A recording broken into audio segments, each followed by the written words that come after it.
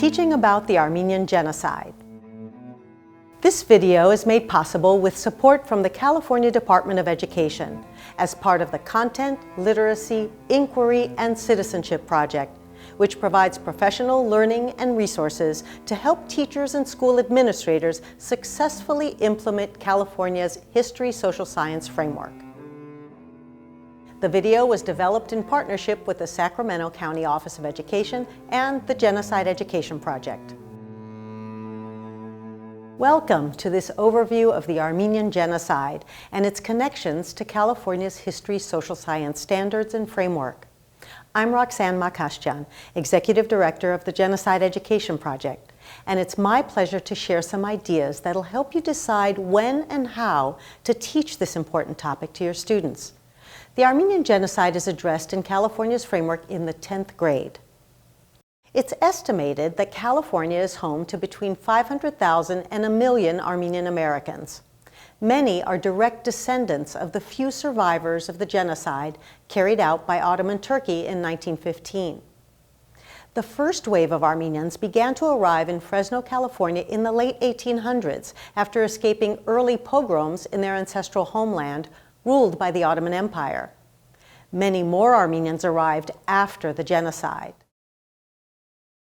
The term genocide itself was coined by legal scholar Raphael Lemkin in 1944 after studying the destruction of the Armenians and later the persecution of the Jews under the Nazis. In 1946, the United Nations adopted the term genocide and later passed the Convention on the Prevention and Punishment of the Crime of Genocide. In order to initiate positive change, we must understand the historical facts and the causes and conditions that bring about genocide. Equipped with this knowledge and acting as informed citizens, students can then take a proactive approach to stopping genocide. Genocide has accounted for the murder of more than 50 million people in the 20th century and continues to haunt us today with many lasting effects. But genocide doesn't happen in an instant. There's a progression of prejudice, discrimination, and early acts of violence that take place. Understanding the warning signs and early stages of genocide is crucial to understanding genocide and effectively preventing it. The Armenian Genocide was carried out in the western part of historic Armenia, in present-day Turkey. It's often referred to as the first modern-era genocide and can be taught as a model or prototype for a new era of human rights abuses. Enabled by the new tools and methods of the Industrial Revolution, mass killing was now possible on a much greater scale and with much more speed and efficiency.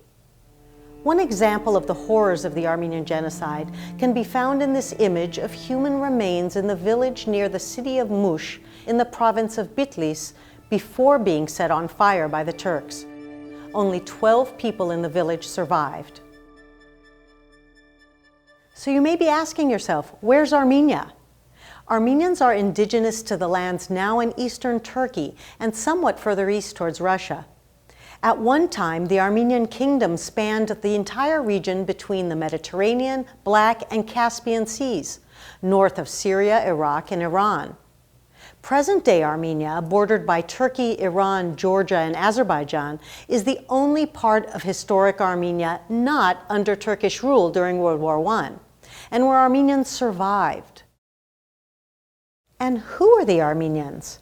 It's important that students understand that Armenians and other targeted groups are not just defined by genocide.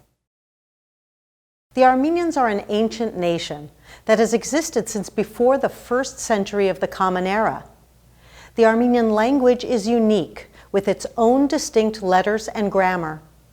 And Christianity is a deeply rooted aspect of Armenian history and culture. Armenia was the first nation to adopt Christianity as a state religion in 301, setting it apart from most of its neighboring peoples.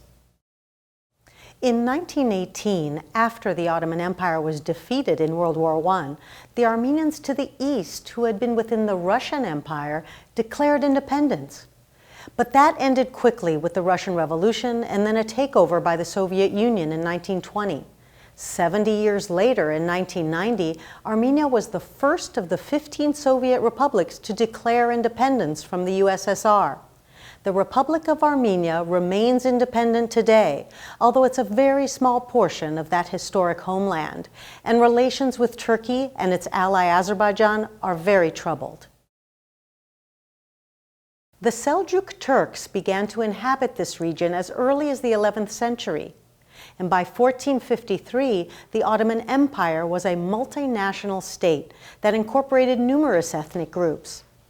But Armenians were the largest minority in Turkey itself. In response to their request for equal rights in the late 1800s, the Ottoman ruler initiated bloody pogroms against the Armenians. The worst, the Hamidian massacres, took place from 1894 to 96. The survivors included countless orphaned children, often barefoot and terrified, who often found shelter in local churches. In 1909, another major massacre was carried out in the city of Adana, killing 20,000 to 30,000 Armenians. With these massacres and the loss of territory in the Balkan Wars of 1912 and 13, Western powers began to call the Ottoman Empire the sick man of Europe. By the onset of World War I, the Ottoman Turks had all conditions in place to initiate a full-scale genocide against the Armenians. So how do we teach about the Armenian genocide? In the framework on page 344, you'll find the question, what were the consequences of World War I for nations, ethnic groups, and people? This can help students understand the political, social, and economic reasons for and effects of the Armenian genocide. Consider focusing your study of World War I and the Armenian genocide through these lenses. Let's take a closer look at what happened. Carried out primarily between 1915 and 1918, the Armenian genocide is considered by historians the greatest human rights crisis of the Great War. It's an essential component of World War I history. Beginning on April 24, 1915, the Turkish leadership who had taken the reins of power from the reigning Sultan arrested several hundred Armenian civic, intellectual, and professional leaders. They were transported to the countryside and killed. Then orders went out to all regional governors and mayors to round up their Armenian residents and deport them into the Syrian desert, as shown in these images, with only the provisions they could carry. The Turkish officials told Armenians they were being moved only temporarily for their own safety. The deportees died gruesome deaths along the way. Many were physically violated, robbed, and killed. Many children were abducted and forcibly Turkified. The majority died of starvation and exposure. By 1918, most of the Armenians were dead. Under the orders of Turkey's new leader, Mustafa Kemal, nicknamed Ataturk, any remaining Armenians were expelled, as were the Greeks and the Assyrians, who had also suffered genocide by the hundreds of thousands in this region. By 1923, a 3,000-year-old civilization virtually ceased to exist. 1.5 million Armenians, more than half of the Armenian population living on its historic homeland, were now dead, and their personal and community properties, their schools, hospitals, churches, were stolen by the government, transferred to Turks, or destroyed. The Armenian genocide marked a new threshold of man's inhumanity to man, made possible through new technologies like the telegraph and railroad, which allowed for swift and effective organization of mass crime. Shown in this photo from 1915, Armenian genocide victims were being deported on the Baghdad Railroad. The California Framework notes another important aspect of this international catastrophe: the massive efforts by Americans to rescue Armenians after the war. Studying this aspect allows students to consider more modern instances of genocide and identify similarities and differences. The Near East Relief Foundation in the United States and others around the world provided food, shelter, and job training to the survivors. This historic fundraising poster reads, "They Shall Not Perish, Campaign for $30 million. American Committee for Relief in the Near East." International diplomats who were stationed in the Ottoman Empire reported on the atrocities, such as Lord Bryce of England, whose document is shown here. Journals and newspapers were reaching larger audiences, and the Armenian Genocide made front-page news from Paris to Spokane, as shown in this journal cover, which reads in French, "The Massacres of the Armenians." So by examining the political, social, and economic causes for the Armenian Genocide and international response to it, students can begin to address compelling questions. How did the decline of the Ottoman Empire affect the Armenians? Why did the Ottoman Turks decide to carry out the Armenian Genocide in 1915? Was there international awareness of the Armenian Genocide? What was the international response? Were the perpetrators of the Armenian Genocide punished? Was justice served? Does genocide denial lend itself to the ongoing victimization of a group of people? Could a study of the Armenian Genocide shed light on more modern instances of genocide? By studying the Armenian Genocide, teachers can help students connect the past to the present.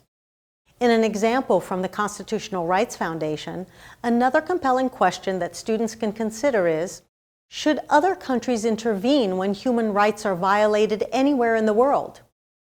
Through this, students may examine the international response to the Armenian Genocide, and students can also study a current example of genocide, such as Darfur, and simulate a United Nations committee examining the world's responses. Relating their study to the Armenian Genocide, students can discuss what the world's responses to genocide should be today. By investigating the Armenian Genocide during their study of World War I in 10th grade, students will be better prepared to understand the context for America's response to the genocide, as well as to Hitler's Holocaust, which they'll learn about in 11th grade. In fact, Hitler himself alluded to the Armenian Genocide on the eve of his invasion of Poland, reassuring his generals, saying, "Who after all speaks today of the annihilation of the Armenians?" We hope we've provided a helpful overview of the Armenian Genocide, its role in social studies education, and some tangible ideas for how you can include it in your curriculum.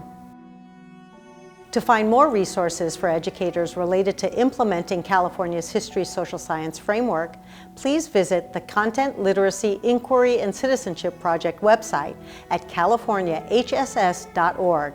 And go to the Armenian Genocide page to find a full list of credits related to the materials in this presentation. Technical production of this video was performed by the Sacramento County Office of Education's Internet and Media Services Department.